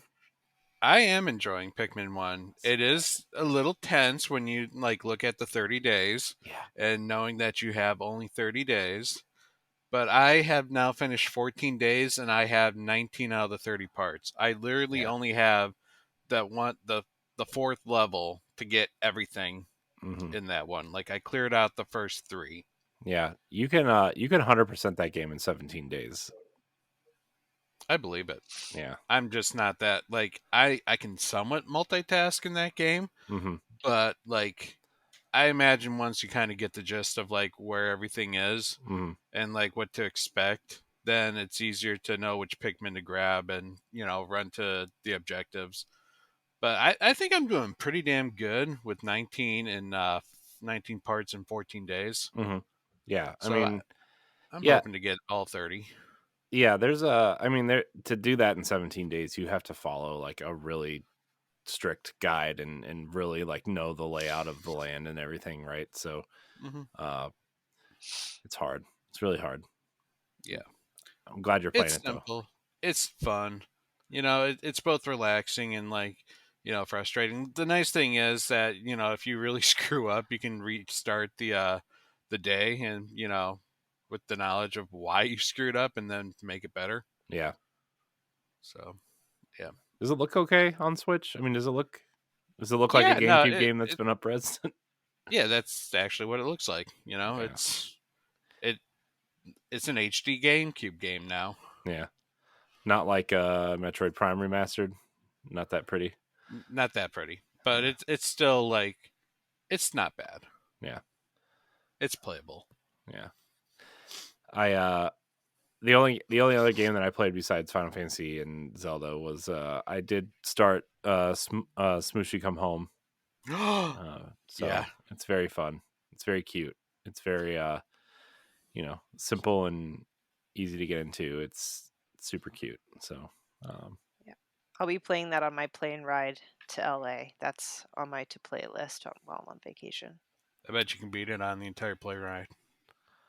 Probably 2 or 3 times. Well, I think it took me 5 hours to 100% it. So. Oh, did it? Oh, okay. Yeah. Okay, that's longer than I expected it to be. It's okay. 100%, literally finding everything. Yeah. So, yeah. I don't know if Stephanie goes that far.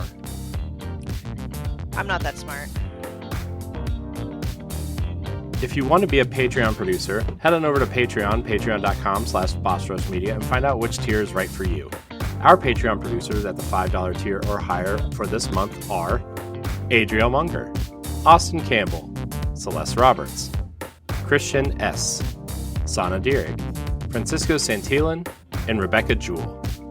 Thank you for your continued support.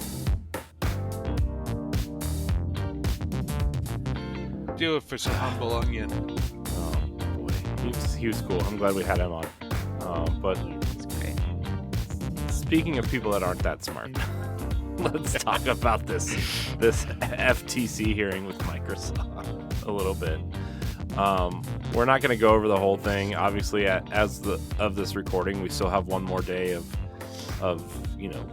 court hearings and stuff like that. But man, this thing is getting ridiculous. Yeah, it's man, the things that are coming out of this and some of the leaks and some of the especially all the documents that came out today about redacted information about especially how much things cost and how Microsoft purchased Ninja Theory for only $117 million and how much Sony spends on their games and how much Call of Duty means to PlayStation financially, really, which was a number that really blew my mind. I mean, $15.8 million in 2021. $1 billion. Billion. What? Gamers, what are y'all doing with your lives? Gamers, Play something else. Go outside. Touch grass. this is like, man. Okay, so basically, Call of Duty is as big, to first person game or first person shooters is like FIFA is to like the European Union. Yeah. Yeah, it's crazy, and like the fact that they don't want to include Nintendo God, Switch Madden on this. isn't even this big anymore. Oh, I know Madden's gone way downhill, but they should make a better game if they want people to buy it. So LeRon, how are you feeling about this? Who's winning? Who's gonna win? Who's gonna is Microsoft is this gonna close in Microsoft's favor, you think? You know, I don't think this deal is ever in danger.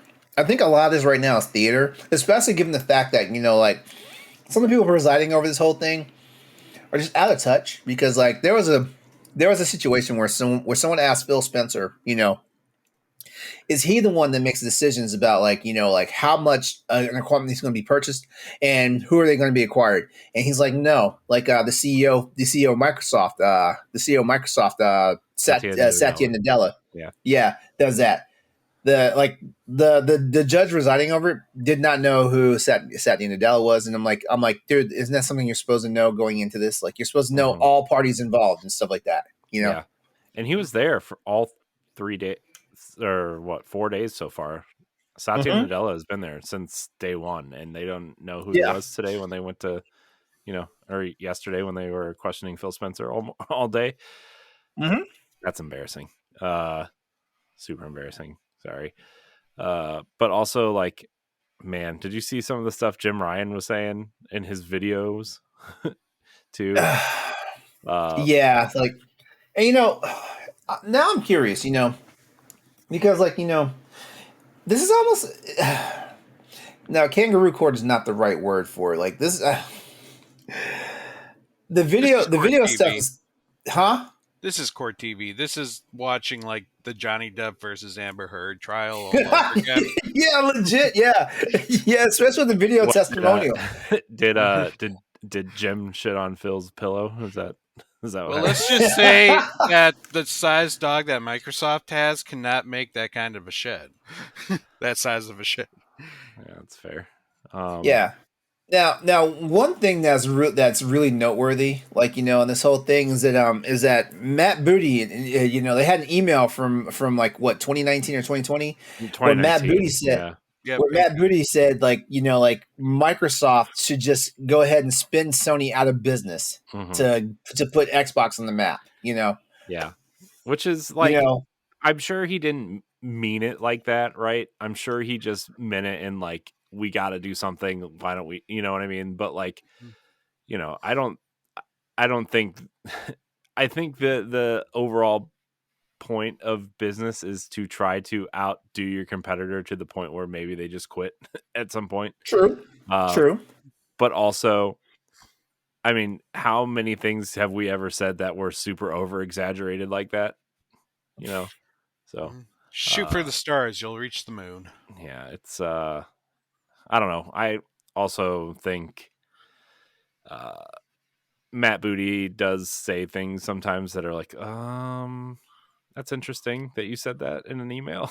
But also some of the things Jim Ryan was coming back with in emails that came out today were like, oh boy, like him and who was the other person in the email thing where they said Microsoft would have been better off buying an electric car because we're going to block this merger or whatever.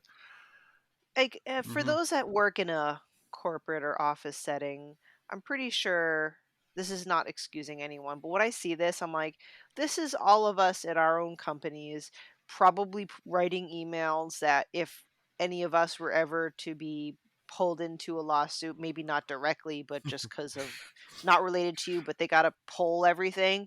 There's probably some shit either you've said or someone else has said that like is not meant to be either harmful or whatever, but is flat out stupid, so that in context we all know it's either a joke or not to be taken seriously or literally.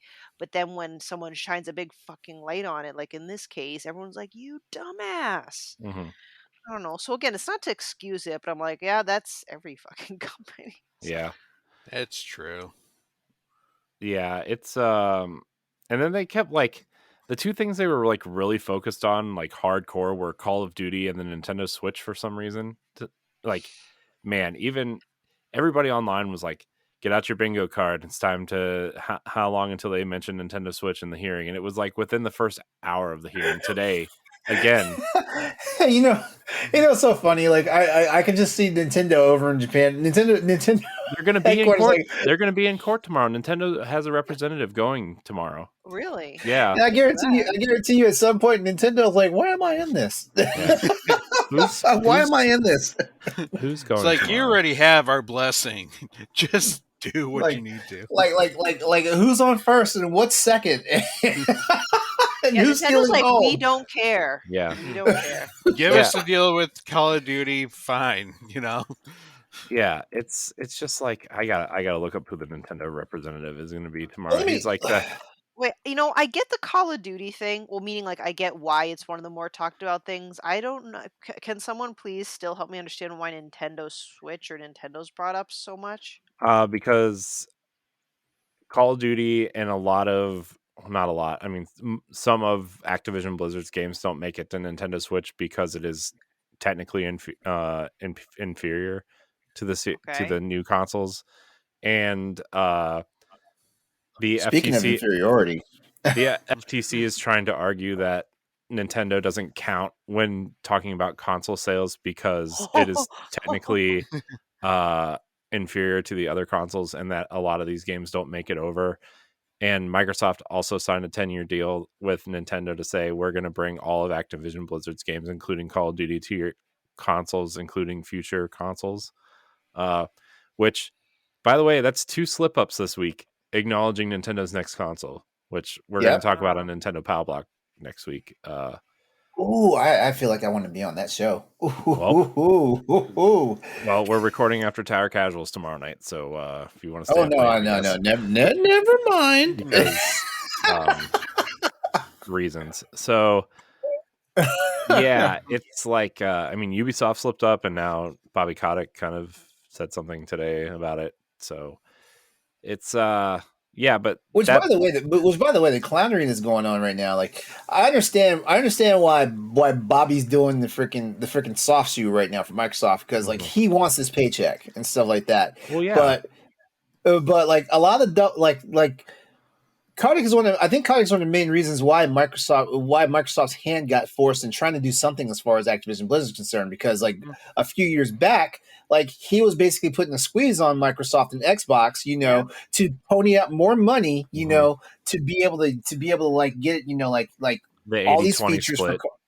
the 80-20 split and all that stuff, to get all these features for Call of Duty and to get day one, to like kind of like Bogart, like Sony's exclusivity, to it. Which is another thing too that came out, where Microsoft is having to do that split across the board now, because to keep people on their console and to keep them relevant, because obviously PlayStation has been doing much better and Microsoft has been losing, and to keep certain companies happy or to have marketing deals with them, they've been doing the 80-20 split almost across the board on these big AAA. Some of Microsoft's problems were problems they created for themselves, though. Because Right. like remember back when the original Xbox came out, and I can't remember who was it said it, but basically when they talked about like what do you call that old controller, the Duke or something like that? Yeah, the Duke, man. Remember? It's awesome. I love that controller. Remembers how someone got up on like at a press conference and said like our controllers are big because like our gamers have big hands. It was just basically it was an insult to Japanese gamers and stuff like that. It was also like in that, I don't know if you guys watched the Xbox documentary that came out a few years ago, but Bonnie Ross, who's the former head of 343, was on and was like, we didn't play Xbox because the controllers were too big, and they were like favoring men because it was like, oh, and then that's a lot of the reasons why the controller S ended up coming out was because Xbox kind of ignored women in the foreign markets who are just generally smaller people, right? So, yeah, which I don't know. I like the Duke, but I'm also a large human, so I guess I don't. No, that controller is big for me, and I have big hands. That controller is big for me. It was an odd then again- controller for sure. Yeah, and this is saying a lot considering that I played around with the fucking Nintendo 64 controller. That thing was gaudy. Yeah. Yeah. It's like, hey, I played with an N64. But Let's but talk you know, about like, weird. yeah, I feel like honestly, like Xbox has put themselves behind the curveball from day one, and now like the chickens have come to Well, roost. Technically, because I wouldn't say because day one. I would actually point at the launch of the Xbox One, to be honest with Yeah. you. uh, With like okay, thought that's 360 would gain that's momentum. fair. with the always online thing, the not being able, like, even if you bought a game physically, like your game was tied to your account or whatever, the license was tied to your account and you couldn't trade it in, you couldn't share it with friends, like the weird family friend sharing system they had or were trying to implement. Yeah, The Kinect always had to be plugged in and you had to control your Xbox through the Kinect, the TV stuff. Like, their entire messaging was terrible. Also, PlayStation came out, it was $100 cheaper. It was more powerful. They had more exclusives at launch that were, aimed more towards gamers. They had marketing deals with companies like Bungie, and they got exclusive stuff. I mean, that's why, when Destiny first launched, they had a ton of exclusive stuff on PlayStation. And so, and a lot of people, don't want to spend as much money on things. If they can get something cheaper, then they're going to go that way, right? It's just that I still think that's why the Nintendo Switch sells so well, is because you can get a Switch Lite for $200. You can get you can find deals for Nintendo Switches for under $250 all the time, right? If you're searching. And so, and that's why in terms of like Xbox, siloing Xbox off for a second, that's why the Series S is doing much better than the Series X, is because it's $200 cheaper. It's cheaper, yeah. And like I saw deals on Amazon the other day. You could get like some sort of bundle with 2 controllers, and I forget what the game they had bundled in with it, but it was $229. Wow. And I'm like, for a Series S, that's it's an $40, incredible $30, deal. and you get all that shit. Wow. Yeah. So, and I don't know, man. I don't even remember where this conversation started. Oh yeah, like I would say, like, with the launch of the Xbox One, like, they really screwed themselves and they didn't have the exclusives. Also, like, they forced Halo out, which was supposed to be like their saving grace. The Master Chief Collection was broken when it came out. Halo 5 was not good, for a lot of reasons. And they just, like, that's when and this is a layup. they almost put This- Xbox out of, like, they almost shut down the Xbox division, right? Phil had to, like, convince Microsoft to keep the Xbox brand alive, and they were going to turn it around. And, like, yes, they are finally turning it around, but, like, they lost the most important generation. Phil said that in interviews, right? With, like, building your digital library, getting communities together, having an online presence, right? Like, all these things were done during the Xbox One PS4 generation. And it's the path to quote unquote victory is more narrow in terms of console sales than ever before. So they had to change their business model, right? So they went to subscriptions, and then they put their first party games on day one. And, like, yeah, they have a lot of great games coming up, but, like, you can't really survive on, like, Sea of Thieves, Crackdown, and Gears 5, right? I mean, if you're talking about the Xbox One era, like, Gears 5 was amazing, and Sea of Thieves is secretly one of their biggest games, but, like, the average person doesn't care about that, right? Like, the hardcore Xbox fans, they want Halo, they want Gears, they want everything that was announced at this last showcase. They want Fable, right? Like, they want the Xbox games they love. And so PlayStation pumping out exclusives, whether they're pumping out 2 or 3 a year or whatever, the quality is there, and they don't have, even if you have to wait a little bit longer, regardless of what you think of the games as games, like the quality and the production is there, and that's something Microsoft's been lacking. And so, Speaking of exclusives, did you see the thing recently where it came out? It came out not so long ago, actually. So you guys might have missed it. Satya Nadella basically said that he's not a fan of console exclusives, yeah, that and was today. he blames Sony for that. Mhm. Which Sony wasn't the first. Sony was the first game in town that had fucking exclusives. I mean, shit. Like, hello Nintendo. I know. Hello Sega. Hello. Yeah.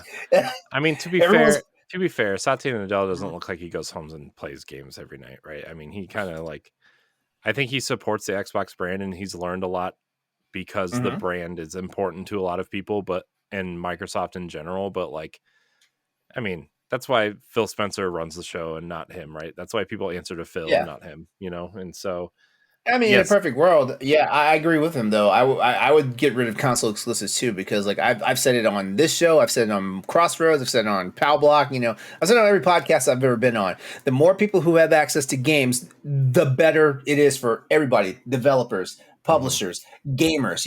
Everybody wins when like everybody has a chance to play all these games, stuff like that. But looking at things now, like okay, so one thing that I did take note is like Sony basically made a mad dash and bought Bungie, even though Bungie on paper is a high risk, is a high risk company for them. Yeah. Well, but they did it. But they did it in reaction to like Microsoft snapping up ZeniMax Bethesda. Yeah, I also think like if you look at Microsoft's portfolio, games as a service is something they actually do pretty well. If you look at Sea of Thieves, State of Decay, Forza, like these games, their live service games are actually somewhere where they don't lack. So like, I think having a high burn rate with something like Bungie would actually like not be as valuable to them as someone like Sony, who focuses on a lot of third person, over the shoulder single player experiences. And is trying to get into the live service arena clearly. And so also, I don't know if Microsoft didn't pursue them harder because they didn't want the backlash of like, oh, shut down 343. We want Bungie to make Halo again. Right. And that I wonder how much that played into the decision too. You bring up a good point on that. Just because like, and I know that sounds stupid and silly from like a business standpoint, but also like, it's not really that dumb. Like everybody still, the Master Chief Collection is one of the most played games on Xbox, like still to this day. And Halo Infinite is even in the top 30, which is their newest game. So, it's people love Bungie the way that they love Nintendo, or if you're looking at Sony Studios, the way they love Naughty Dog or Sucker Punch, like they love Bungie. I'm one of those people too. I love Bungie. I love Halo. I can't wait for Marathon. Halo 3 was like my second most played game on on Xbox 360, right? Like it's incredible. So I wonder how much that played into it. I mean, that whole list of studios though that they were pursuing at some point or another, like LeRon, you sent the Square Enix thing, and like I don't know how serious that was, but the fact that they actually made up a proposal like says a lot at this point. Yeah.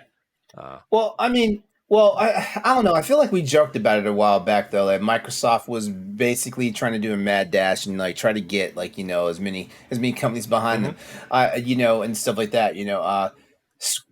Square Enix, just like Capcom, has turned around a lot. So like they're not in a position where they want to sell. Like if they sell, it's because like they just want to get out of the business. Yeah. At this point, I also wonder if this passes, if this leaves the door open for Sony to buy Square Enix. That's a good possibility. That's a good possibility because Square shed a lot of studios to be more desirable, right? Like they shed IO Interactive, they shed all like obviously all the Western like IDOS Montreal and Crystal Dynamics, and there's another studio I think it was their mobile studio that they shed too, and Embracer Group bought them, right? And I wonder if that was to position themselves to be more desirable to purchase, because it just, they can focus on JRPGs, they can focus on what they love. I think Forspoken, regardless of what you think of that game, was like the last of the quote unquote, we don't know what direction we're going in games, and I think Final Fantasy XVI is like the pinnacle of where they want to go moving forward.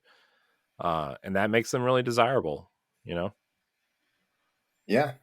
So, Was but there? what else? I'm trying to think. What else were they looking to buy? IO Interactive, which that exclusive deal came out about Project Fantasy, was really Well, interesting. did we mention Sega? Yeah, Sega was another big one, which was Sega was another. I've been a big proponent for Sega for a couple years. If they want to break Well, into the Japanese market and they can't I get was going to Square say that games, would be the one. Yeah. Yeah, that would be the one. Because that would be the one. You have your kids' games, right, with Monkey Ball and Sonic. You have your RPGs with Persona and Shin Megami Tensei, and you have all them goddamn Yakuza games. Yeah, Yakuza. Like, I mean, we did a whole episode on like, what if Sega made their own console? Like, you have your online, your MMO with Phantasy Star. Like, Sega's quietly one of the bigger doing, like, they're secretly doing amazing, Mm-hmm. to the point where like Sonic, like, yeah, Sonic is still their mascot, but like Sonic might not be the biggest thing they do anymore, No, Shit, I feel like a Dragon is about to take over the world for them. Yeah, it's going to be Kiryu and Kazuma going to be standing right there.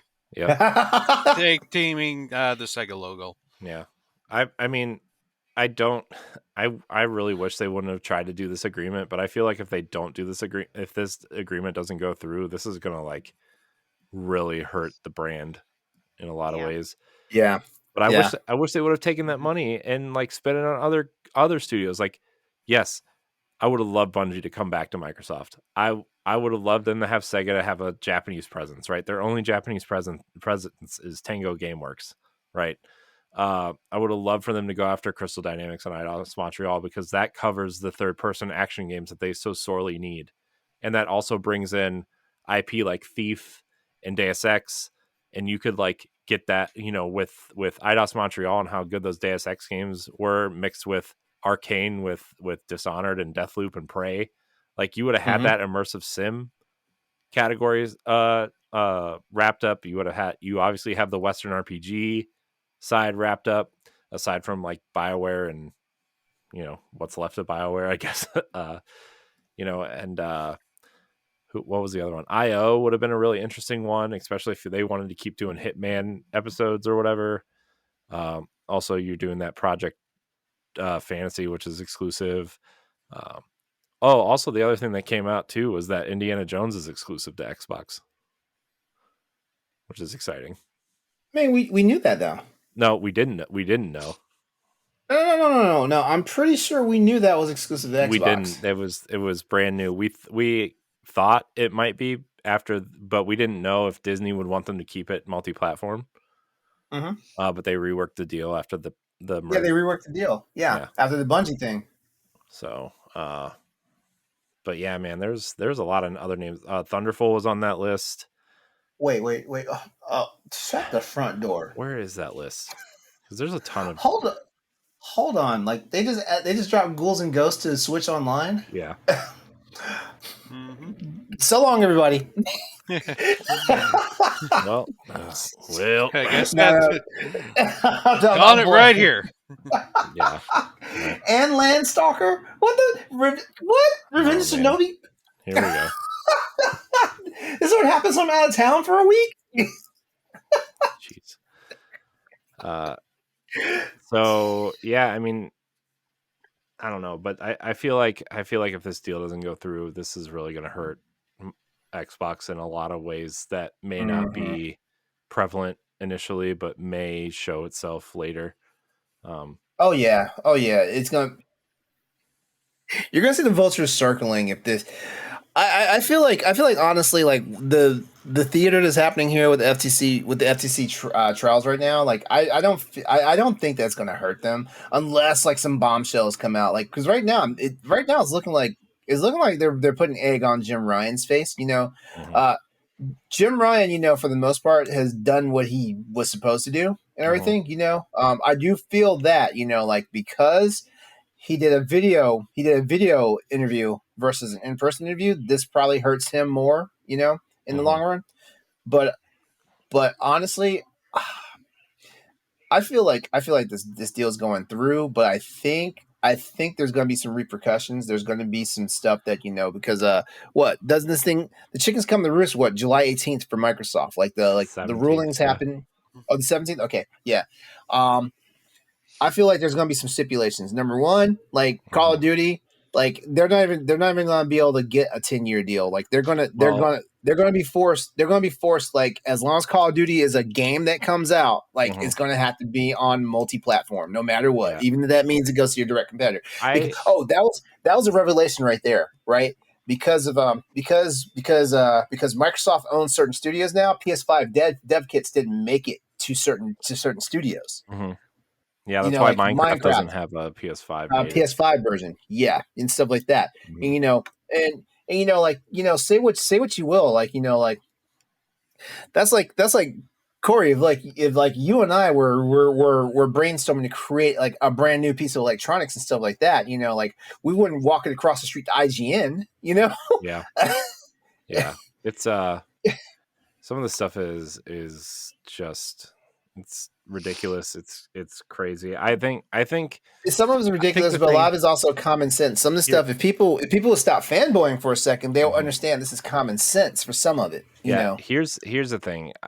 If this goes through, I think a lot of the games like Call of Duty, Diablo, Overwatch, whatever else, like big multiplayer, multi-platform games need to stay multi-platform, and I think Microsoft has already said as much, really, in this hearing, right? Like the email came out that Phil said that those games would stay multi-platform. He even quote unquote swore by oath that as long as Call of Duty is being made, it'll come to PlayStation, and as long as there's a PlayStation, Call of Duty will come to it, at the hearing a couple days ago. And so, that's where I'm at. I think unless like some of these smaller studios like Toys for Bob, if they made like a Banjo game, right, like that would obviously be Xbox exclusive. If they're working on Microsoft IP, then those are going to be Xbox exclusive. But like, I think some of these multi-platform games have to stay multi-platform. Like if there's a Diablo 5 sometime in the next 20 years, like that'll probably be multi-platform. I think Activision Blizzard largely is going to act independent of Microsoft for the most part in terms of the games being made and what platforms they're on. So unless Jimbo doesn't provide the PlayStation 6 dev kits like he said he wasn't. Hey man, it's funny. It's funny watching Uncle Phil and Daddy Jim do the slap fight though. Like it's funny. Did you see the meme? Did you see the meme, the Yakuza Phil meme going around? No, I have not seen that. No, let's work. He commented on it too. Oh my god, Yakuza Phil. Yeah, Phil. Yeah. No, not Yakuza Philippines. You stupid. Yeah, I know. I got that too. Here, I'm putting the link in the chat. Oh no! That's funny. Oh man, that's so funny. That tweet is so funny. It's so good. The hilarity. Yeah. So, I mean, any final thoughts on this before we kind of wrap this up? I know we've been going a little long. I know. Yeah, this is the longest. This is the longest show, but well, going back real fast to what you said about like the stuff that was already multi-platform and stuff like that. Mm-hmm. I think that's kind of where the trust eroded overall, because like, for example, okay, so it looked like Starfield was pointing in the direction of being a PS5 exclusive and not coming to Xbox, right? Mm-hmm. But it wasn't actually confirmed or whatnot. So stuff like that, So the bad faith stuff. Well, didn't they confirm it on like the second day where they were talking about Starfield exclusivity, and Microsoft said that PlayStation was paying Bethesda to keep it exclusive, just like Deathloop and Ghostwire Tokyo, so they felt like they had to buy the content. To keep it exclusive. Mm-hmm. Okay, I read it differently. I thought they paid for the limited, the short-term exclusivity and whatnot. No, I mean Deathloop and Ghostwire Tokyo are both supposed to be PlayStation exclusives until Microsoft bought Bethesda. Okay. So Well, I mean, and that's the thing about it too. Like, like Microsoft made a power play, to buy, which I respect that. Like to keep yourself viable and stuff. If you have the money to invest in it, you invest in it. You know, um, you know, which is why we've seen like all sorts of crazy stuff happening. Like I mentioned the Bungie buyout, and from with Sony and stuff like that. Um, it's just a lot of it just wound up looking bad faith because like look what happened. Like like Sony bought Bungie, but Destiny is not going anywhere. Like people can still play it on any platform. yeah, Marathon is Nothing. also confirmed multi-platform, and so is Matter, which is their third Yeah. IP they're working on. Yeah. So like it seems like, and I guarantee you people are going to be up in their comments like, oh, LeRon, the Sony pony and all that stuff. What the fuck ever, because like I'm all about fair play and stuff like that. Like, yeah, I always two sides it because like I always give Ed shit about why the Mass Effect like the Legendary Edition is not on the Switch. I give him shit about that, but at the same time I also see how things play out and how things work. Like if things are initially announced to be multi-platform, and when I say multi-platform, that means it has to be announced including the Switch. Yeah, Because poor Nintendo Switch, if things are announced to be multi-platform, like you got to keep the faith. You can't erode the trust and stuff like that because, like, ultimately, what you do is you basically make gamers themselves like their heads start spinning and stuff like that. To the point where they'll actually hate your company, which is we saw a little bit of that backlash earlier in the year where all of a sudden people were just like attacking like either Microsoft or attacking Sony behind all this stuff that's going on, stuff like that. So I'm kind of glad this stuff is happening right now, the FTC, and all these leaks are happening and stuff like that. So we actually get to look behind the curtain, see what's going on because when us gamers don't know shit, we jump to some crazy ass conclusions. it's true.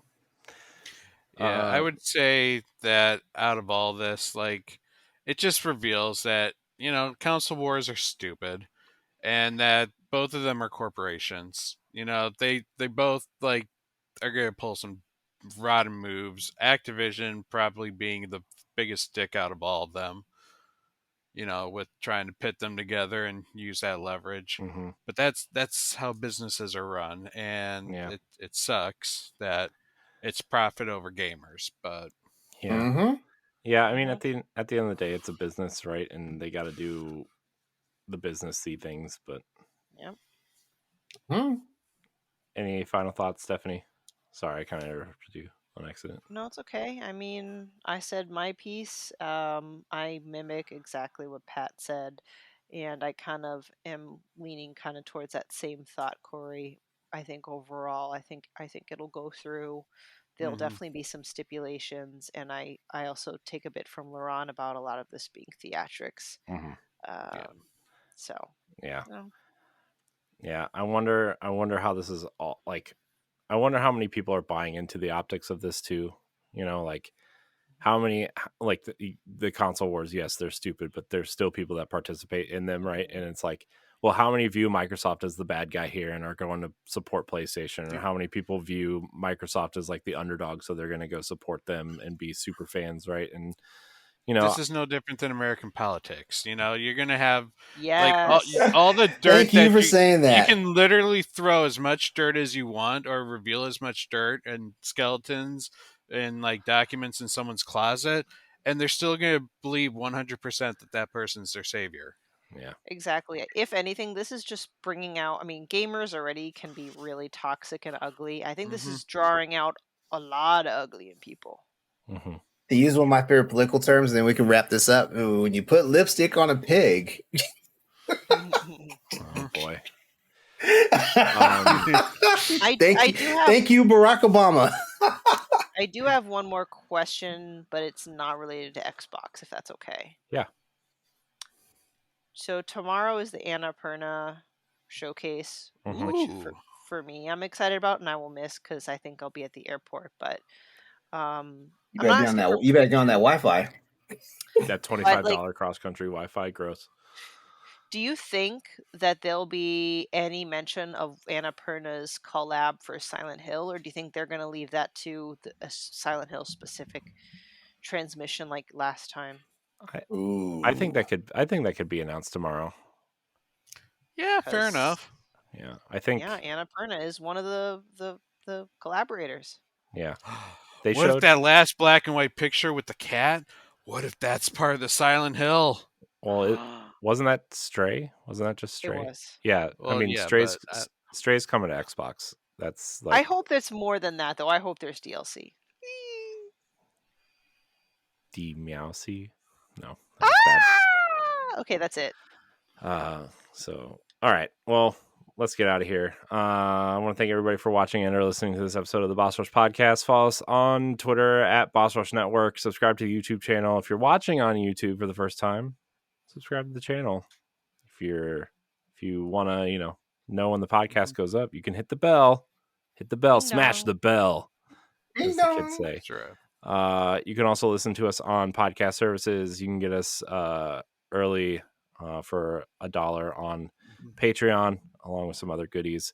Our shout out spotlight episode with Jeff Gardner went up this week with me and LeRon. Woohoo! Go listen to it. It was an awesome conversation. Coming up, Pat and I talked to Chris Bergman from Guiley Games last night. That episode should be coming out soon. Stephanie and I also did one with Ed with Way Forward, which is out also. You and Pat did one with Black Tabby Games, which is out. So a lot of developer spotlights coming up. Very, very excited about one in particular. TBD on that, though.